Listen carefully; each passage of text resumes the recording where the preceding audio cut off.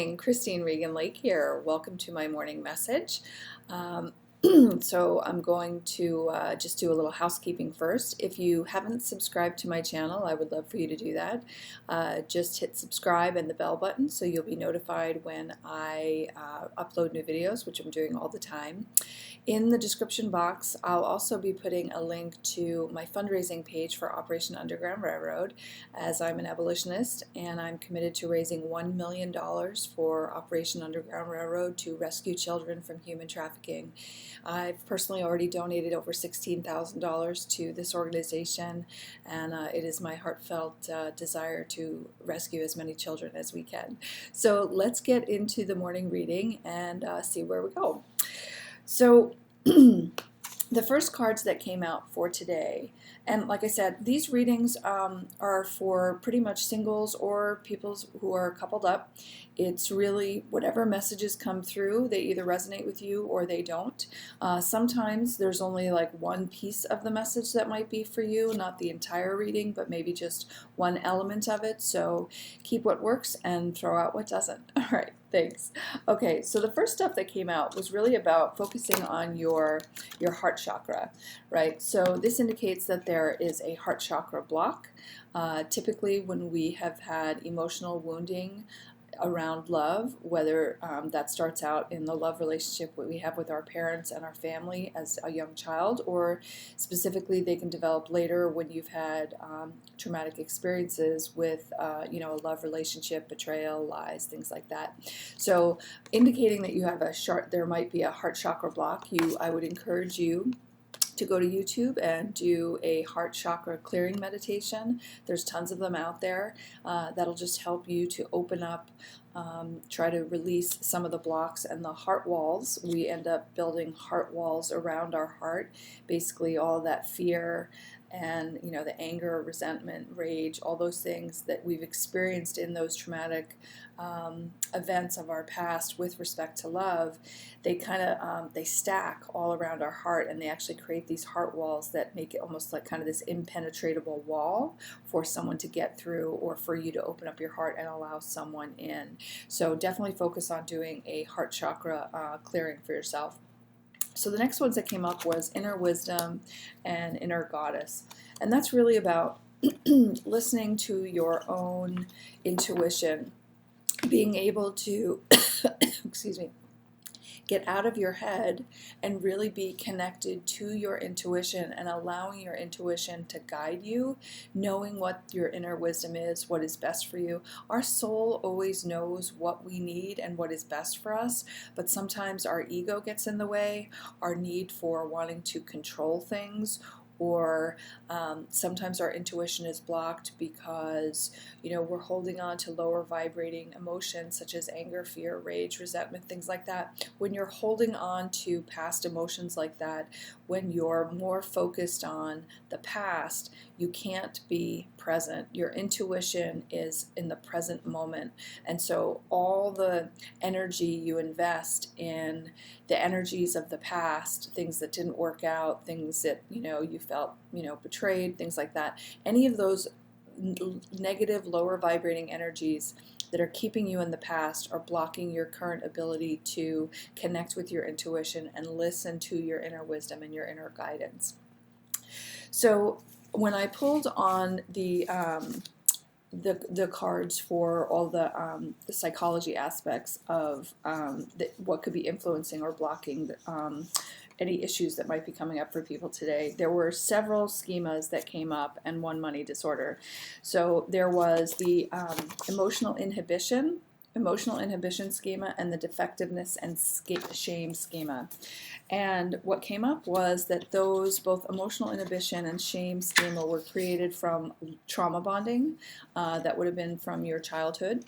So in terms of emotional inhibition means that you have the inability to emotionally express yourself in your environment growing up. It was unsafe for you to express how you honestly felt. It's very common in households of alcoholics, children of alcoholics, things like that. that you're unallowed, children are unallowed to express anything but happiness and joy, because if a child experiences sadness, pain, any of that stuff, it triggers the parents memories from their childhood and what was traumatic for them, and they can't handle it, so they have to actually shut the child down and stop them from their authentic emotional expression because they can't handle their own. So that's really how emotional inhibition comes about. It is when a child's emotional authenticity is suppressed because a parent can't handle it because of their own issues. So the defectiveness and shame schema, that comes from a feeling of that when you were a child, nothing you ever did was good enough, that like you had hypercritical parents that were always shaming you or making you wrong, that no matter what you did, it was, you were wrong, and there was something the matter with you. So you take on this belief that you are defective. There is something intrinsically, defective or broken about yourself. And so that shame, and shame is a very, very low vibrating emotion. It is very detrimental to your self-worth and your self-esteem. And and it also came up that, so in terms of taking action, it is really essential that you really focus on releasing the defectiveness and the emotional inhibition. It is absolutely, time is of the essence. You have these issues have been blocking you for far too long, and now is the time for you to release that, to heal those issues, heal those schemas. If you want to understand more about the schemas, I have an entire playlist on my YouTube channel. Called the 18 schemas. You can go through them all, listen to those videos. I talk about each one of them in kind of more detail, so you can get a sense of that. And they're really important because the core beliefs that you hold about yourself are really what drive your subconscious mind. Your conscious mind is really responsible for so little, something like 3 to 5% of what you actually do is controlled by your conscious mind. Your subconscious mind is running the show. And when you have schemas like that are really destroying your self-esteem and self-worth, it really is detrimental to you. And it really behooves you to love yourself enough to take the time to heal those woundings. Okay, so another one of the blocks that came up was the money disorder of financial enabling.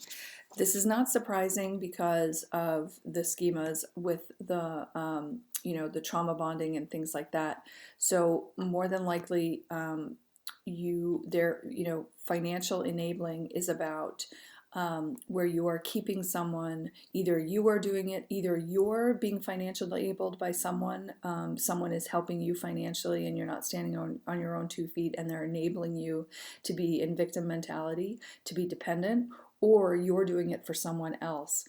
The key thing is that you want to focus on independence for yourself and your whoever you're responsible for. It is very common today for parents to enable their adult children. They're paying for things, into their 20s, 30s, carrying their children. And that really doesn't do them any good. It really just weakens their character, their own ability to stand on their own 2 feet.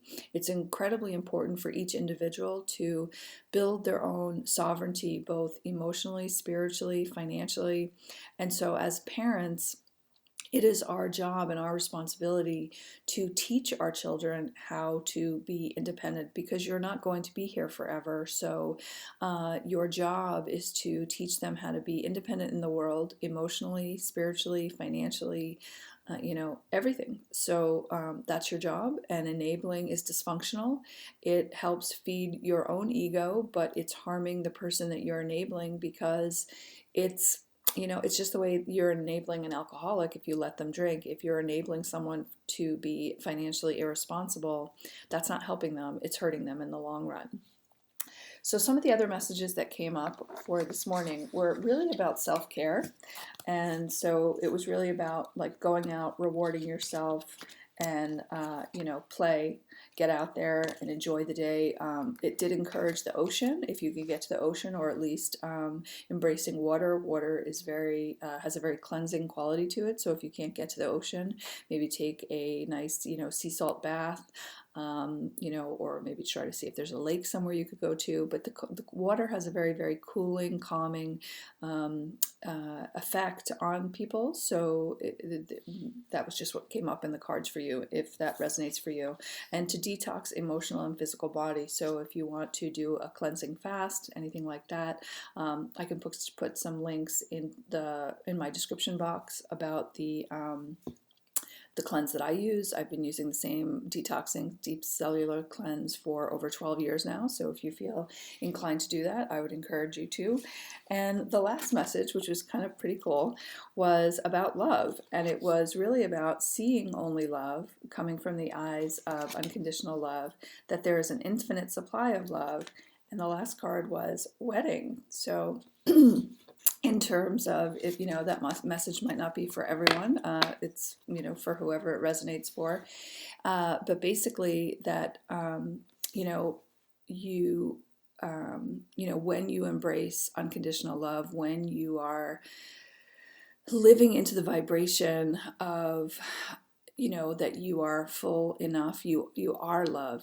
People spend their life searching for love externally when they don't understand that they are the living vibration of love, which is a really beautiful thing. And of course I understand people want to be together and stuff like that, but when you focus on what you don't have, if you're coming from the vibration of lack, of I don't have this love in my life, you get more of what you focus on. So if you're focusing on there's no one in my life, that's what's going to continue to happen for you. So by opening up your heart chakra, by connecting with that unconditional love for yourself, but also connecting to the divine unconditional love that is the love force that connects us all in this universe, that will raise your vibration and put you in a just a higher vibration, more receptive to that love coming into your life, if getting married is something that you want to experience for yourself. So I hope you found value in this message. If you have any desire to clear any of your emotional blocks, that is what I specialize in. I specialize in trauma release therapy to help people release the blocks around love, sex, and money. I've been a practitioner for 10 years. It is an honor to work with clients, and it's always an interesting, fascinating, and beautiful journey that we take together when we clear those blocks. So have a beautiful day, and I look forward to speaking with you. Thanks again. Take care. Bye-bye.